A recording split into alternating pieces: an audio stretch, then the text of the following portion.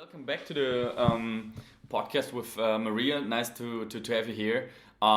We felt that we had touched so many topics in the first part that we still wanted to do a second part. There's so many things to still touch on. In the last part, if you haven't seen it yet, go on seeing it. She told us a little bit about the situation in Bolivia with Evo Morales and also the feminist movement. And we had ended with a statement of the current president of Bolivia, Janine Áñez. That's what she's called, right? And she voted for the strategy against Corona to fast and pray. And I was comparing that with Marie Antoinette, who said, if you don't have bread, go on eating cake. Which leads me, like, also with all the thing, today's 1st of May and everything.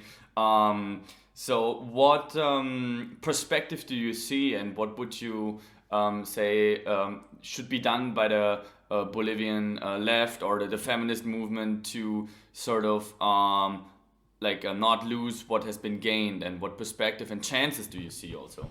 Well, I see that the most important thing right now is to advocate for a new election. So the election has to take place. Of course, the corona situation is the perfect scenario for pushing it back and pushing it to who knows when.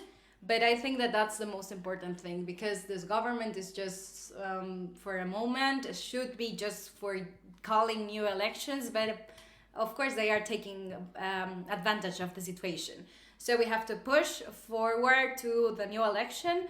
And also, I think that we have to start building stronger solidarities between feminist movements, indigenous movements, because we have been literally put or set apart, because there were indigenous peoples that were against against Evo Morales running again for elections, and there were also feminist movements against Evo Morales running for elections.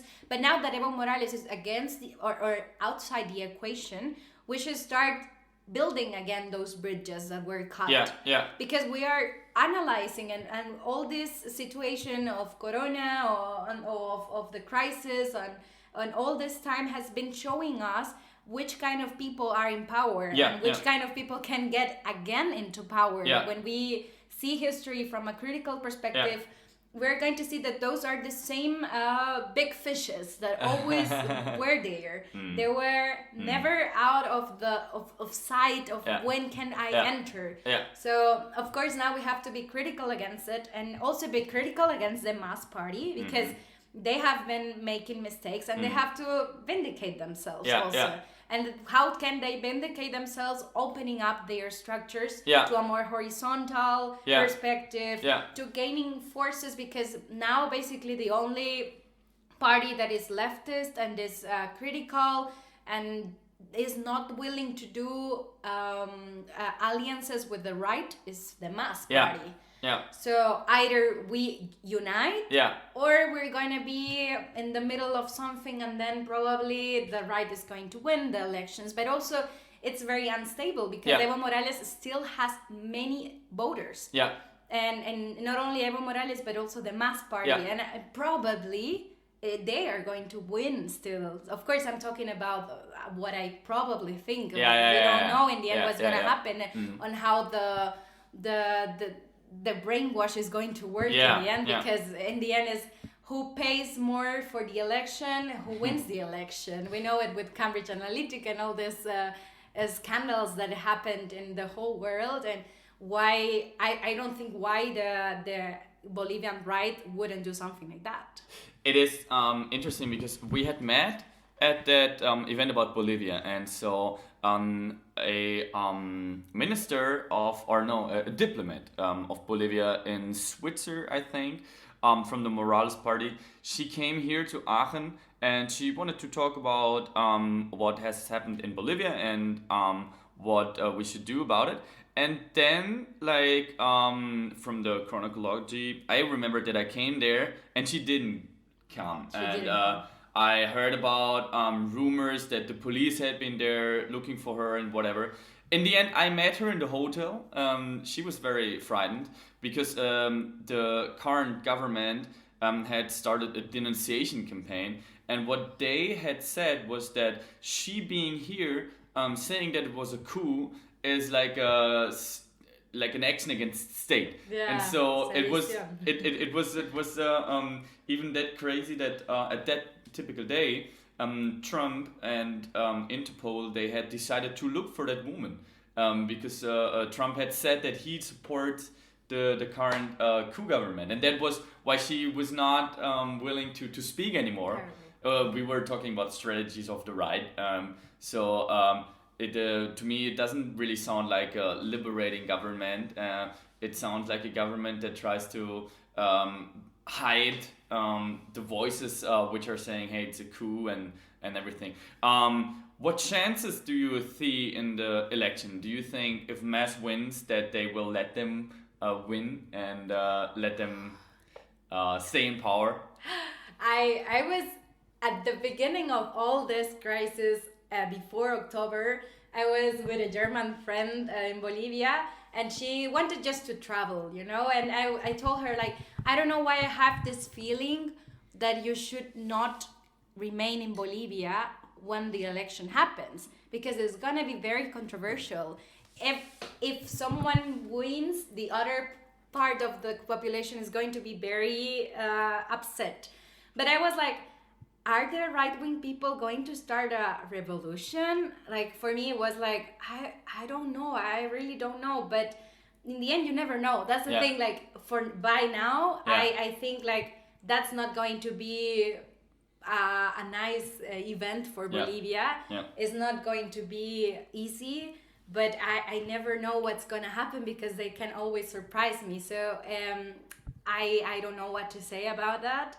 I just have guesses, and I don't know. Like, I'm not even a political scientist. So, or a political scientist, or a student in politics. So I don't know. I cannot, not yet, at least. Well, I cannot analyze those things. But what I can say is that it's definitely not going to be easy. And what we have to do is to remain solidar with each other, and we have to construct and build bridges and build a social cohesion, and not to remain scattered, because social movements have to unite now. There are great examples in history. Like, I don't know if you know about that part of Venezuelan history, but in 2002, when there was the coup against Chavez because he had nationalized the oil, he was sort of captured by right-wing military, and he was almost brought to the US by CIA forces there. And they had taken Miraflores, like the presidential palace in Caracas. And the people of Venezuela went onto the streets, and like in 3 days, the coup government had to resign, and they had to sort of give Chavez back the power, because he was so popular amongst people. And I mean, for example, if the mass party should win, and people really would be not only voting, but would be on the streets and like organizing themselves, like having structures planned and whatever, out of that experience, I personally would say that there's a great chance they could hold on power, which is showing that it's not only about electing, it's a kind of struggle which is way beyond that. Which has also to do with the decolonization thing, because definitely. Bolivia is very divided, not only between ethnic, but also between classes, rural parts. There's that one city that wanted to deviate to my region. your region. Yes. Can you tell us a little bit on if we touch like the feminist perspective again?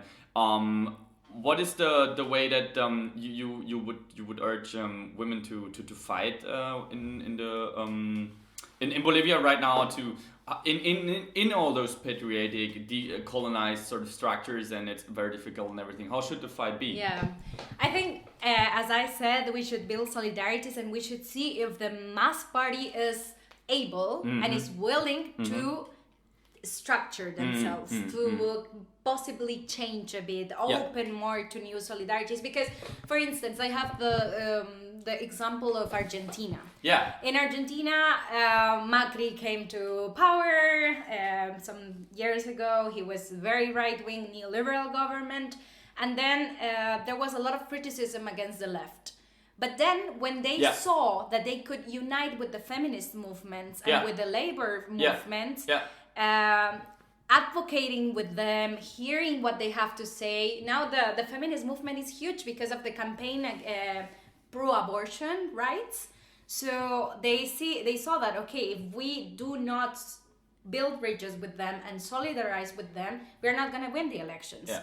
And in the end, basically, most of the people that I know that voted for the left party was because they were feminists and because they believe that they can, that the agenda can be pushed forward. Great. So, and Kirchner won, so there's a Kirchnerism in the moment, huh? Yeah. Exactly, and in the end, if the mass party comes to the people, really to the streets, to the social movements, feminist movements, decolonization projects. Of course, there's going to start a dialogue. They're going to start a dialogue. Of course, they don't have to co-opt, because it's what they were doing the last years. They were co-opting the feminist discourses, but then using them just as discourse and then not putting them in real action. Yeah. And that's the thing, that we have to be there controlling. We have to be there, like, making them hear us. Yeah, it's also about you really forcing them to put in reality your position, right? Yes, it's not waiting for them to change, but making them change also, right? Exactly. I think that if they open up their structures for that, they are going to win electors. Okay. Otherwise, they are going to have us against them again. Yeah. And these critical people that are in the feminist decolonial and like anti-extractivism environmentalists are going to be in the middle and are going to vote for no one, or are going to vote for any party just because they don't want to waste their vote either the right-wing people or the mass people. So they should really take a position there. You said extractivist, that I heard you saying that a lot of times. I know what it is. Can you tell us a little bit why extractivism is a point, and why there are anti-extractivists who are anti-morales in the moment? Yeah, because Morales basically utilized extractivism as the base economy. So what is extractivism? Extractivism is extracting natural resources or raw materials in order to sell them. Yeah. And you just industrialize them or manufacture them to a very early point, and then you sell it. And that's basically what happens with oil, with gas, with natural resources in Bolivia. Lithium, exactly. That's a very interesting topic also for Germany. And it's true. And that's the thing, that if you set your whole economic structure only on extractivism, that's going to be very short. It's going to be for a short term. Because then you are damaging the nature. And then we have enough research that demonstrates that that's not sustainable, and that's going to leave us in a worse place with the climate crisis. So, both economically short-sighted and from the environmental side. From the environment, exactly. So we now have the evidence, and the environmentalist and eco-feminist movements, that we should stop sustaining our economy only on an extractivist economy.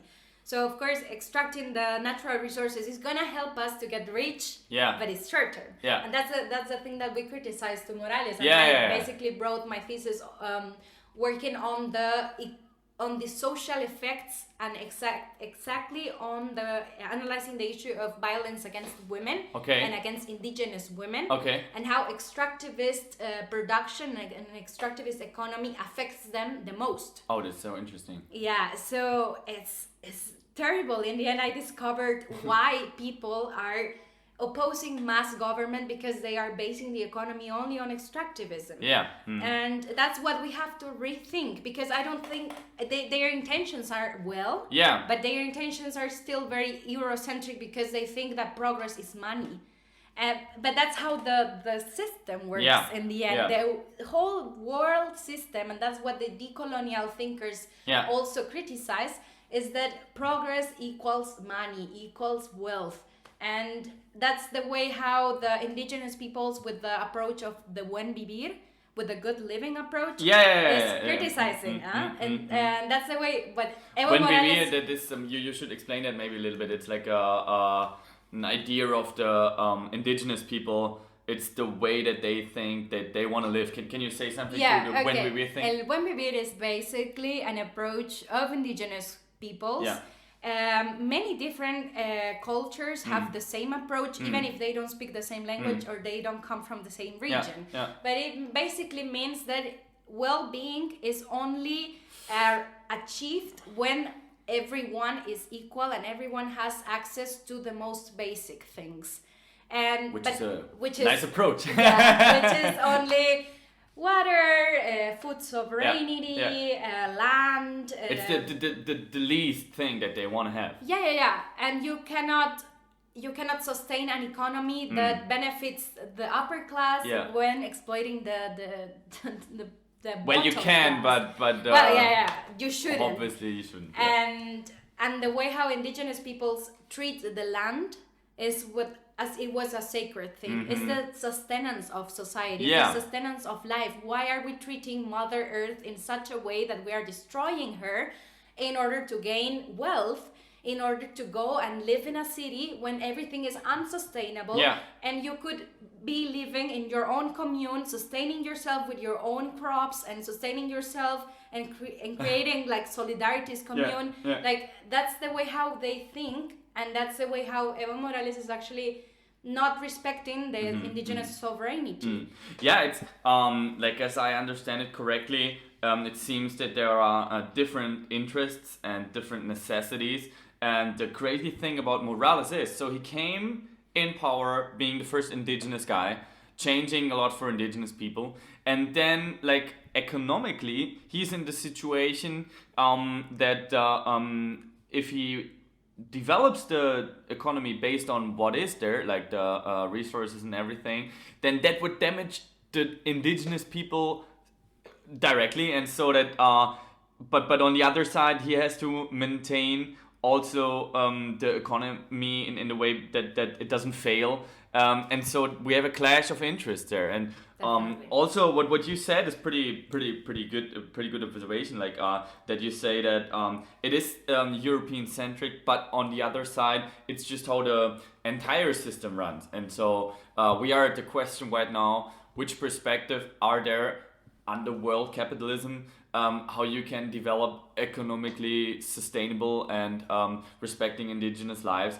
I mean, like, I don't have the strategy for it. I just see that it's difficult, and that we need to take in consideration the perspective of the difficulties that are there. But what is your idea about, like, how should the economy be structured, and what perspectives do you see?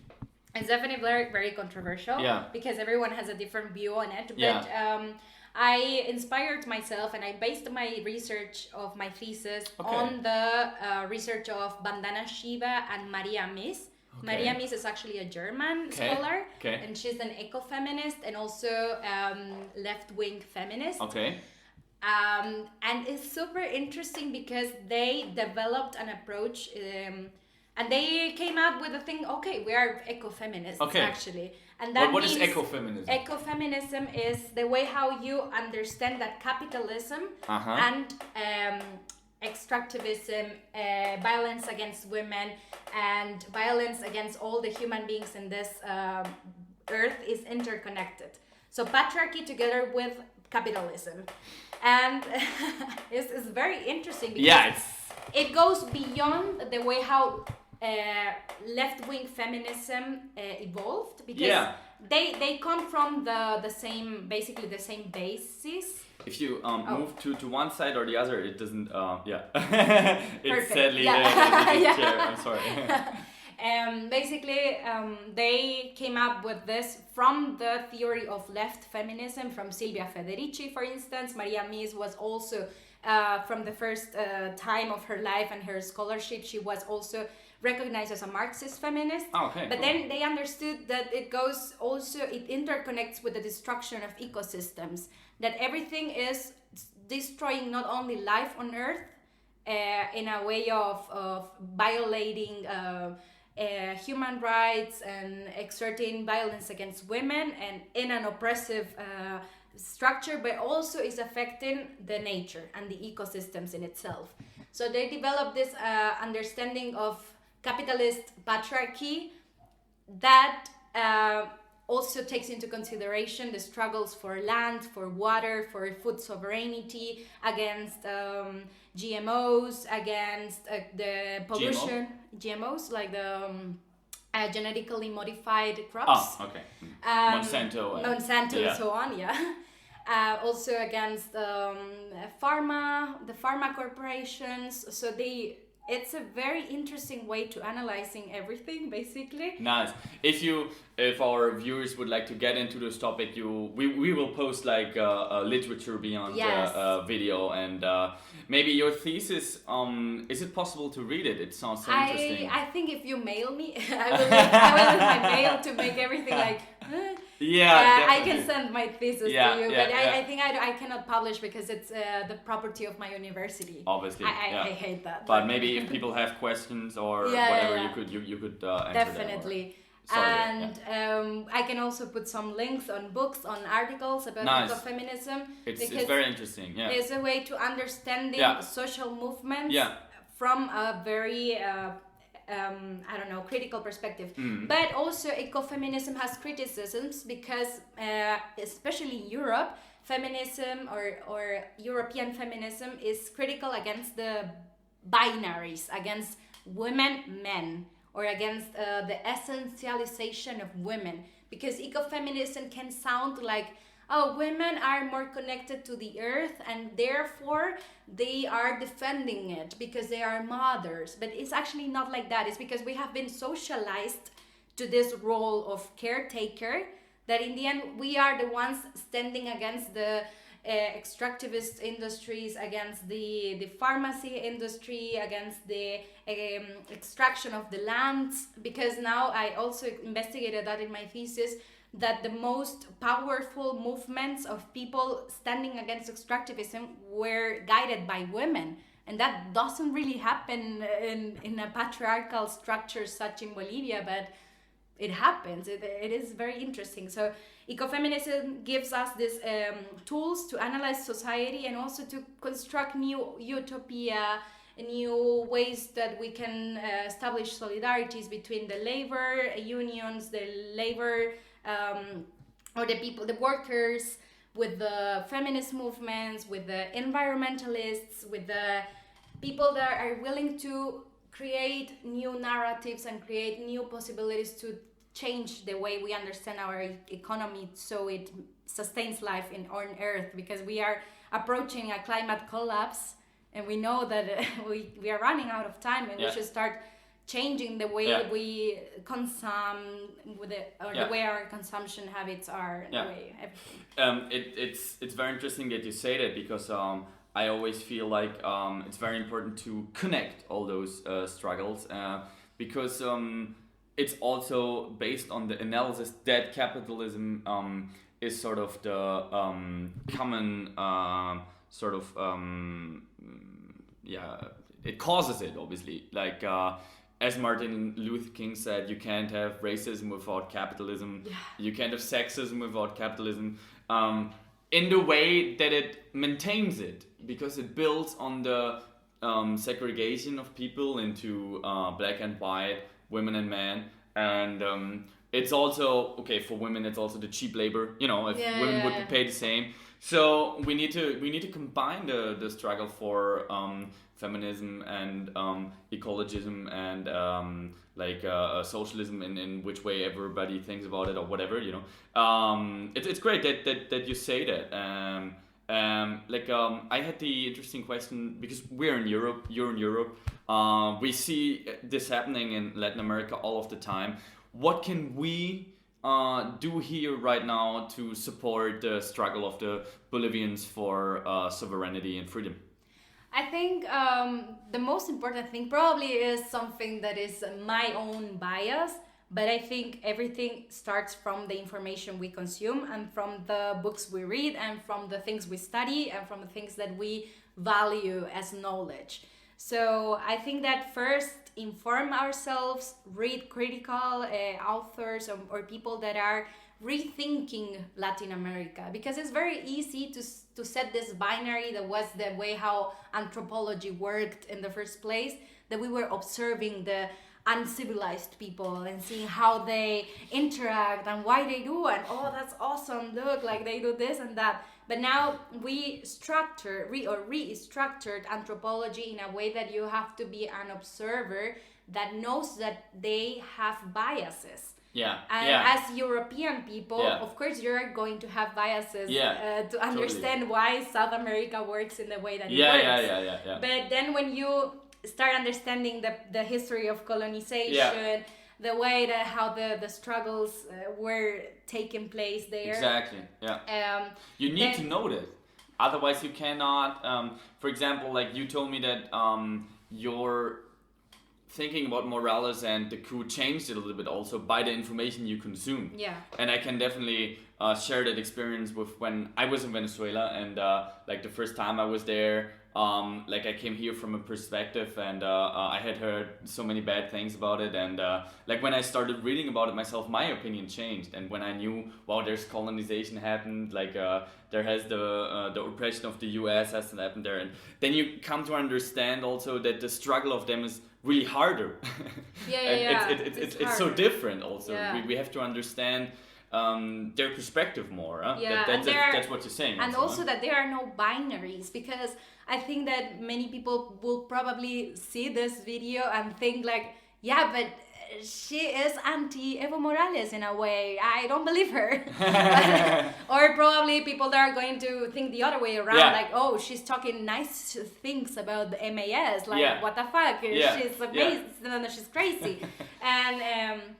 And that's the thing, that you have to always think that there's no black and white, that there are colors in between, and that's the way how critical thinking works. Yeah. Like you are always analyzing everything from another perspective and listening to more people. Yeah. And understand the systems of oppression, because if you don't understand or you don't acknowledge that there is such a thing as racism, as colonization, as sexism, of course you're gonna be totally lost on the problem. Yeah. So, and we always have the problem that they're coming up progressive movements like the mass, and to a certain degree they bring progress, they bring liberation, because Morales has had his benefits. He did good things.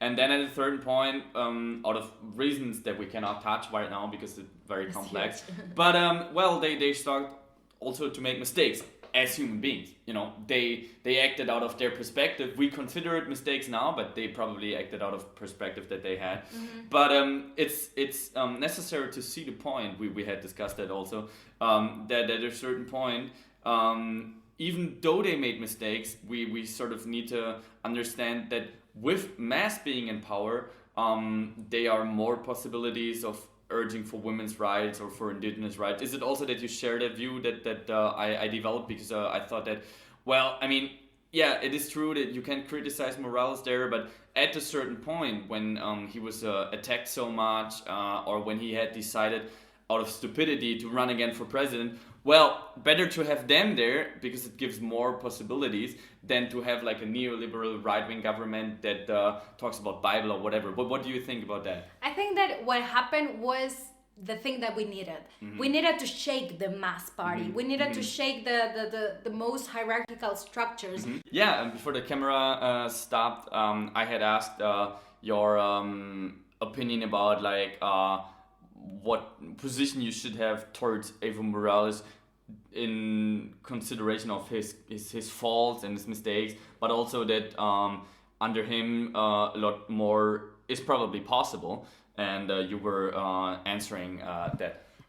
Well, I said that I think that what happened to Morales was needed because he needed this shake, the mass party needed this shake of structures, of seeing probably we shouldn't be taking advantage of our position of power, and we shouldn't be trying to just think that we are not in a democratic country anymore. We are still under democracy, and people are still willing to make their voices be heard through manifestation, through protest, through I don't know, to go and voting. And what they were doing is just not legitimate, like what Evo Morales did to go to those instances of the OMS. I was going to say OAS, yes. To go into those instances is just like he was abusing his power. He should have given the opportunity to someone else to do what he was, to complete the task, to complete the duty, to go on with the history of the mass, and he would have been a very good leader. He would be remembered as, wow, Evo Morales, the first indigenous president of Bolivia, the one who started the revolution. But actually, this idea of remaining in power made him lose and made him shake the structures of the mass, which I think is legitimate and which I think is totally okay, because we live in a democracy. But what's coming next is something that we should not let also either. Like, I think that it's not because you were opposing Evo Morales to remain in power that you have to be permissive towards the right-wing people entering the structures with the Bible, with these ideas of, yeah, we're bringing progress again because 14 years passed and everything was destroyed. It's like we did a lot of achievements this 14 years. Like, we changed the constitution. The constitution is the most revolutionary constitution of Latin America. Why do we say in Bolivia that this has just brought a lot of mistakes to the country? Also, the economic situation is better. Like, a lot of people came to the middle class being poor, but also we have to restructure and rethink why did that happen? Because of extractivism, because of nationalization of hydrocarbons and all these things that were right, that we should have sovereignty over our lands and over our resources. But in the end, we should also remain critical and remain politically engaged and remain making our voices be heard by joining social movements. So I think that the most important thing is to build solidarities, and that I hope that the mass structures open up to new voices. Cool. I mean, it was already a great closer, but is there anything that you still want to say, because you feel that you want to say something or whatever? No, I think it's just that I hope that our public is very critical, and then we can start a bigger debate with more voices and with more perspectives now, and that we can also incorporate feminist perspectives to this kind of discussions. Great, I think so too. I think the revolution is or feminism, or it's not revolutionary, to quote. I think it was Lenin. I don't know. Or Clara Zetkin, or I don't know. Anyway, the sentence is true. Well, great to have had you here. I heard you're going to Berlin, so a lot of luck there. As you said, we need to be in solidarity. We need to focus on what's happening, and what I also feel is that here in Germany, or wherever you are, there's always possibilities. You can always start talking with people. You can always make a demonstration, maybe. You can always urge your local political government to do something about it, because you said also that the connection with lithium in Germany is strong, by which is meant that under Morales, Germany wanted a contract about lithium, but then they didn't get it. Then Morales fell, and now they get a contract, and lithium is used for electric cars and whatever. And the way that the right-wing government in Bolivia is acting right now is really under no way to be tolerated by a German government. And so what we can do maybe is also urge our German government to take a position against violation of human rights in Bolivia right now, and not be as opportunistic as they have been in the past about Pinochet or whatever. Germany has a long history of looking away. So As I said, great to have you here. Nice that we talked about those great topics. Thank you, man. And yeah, well, nice that you guys watched the parts, and see you next time.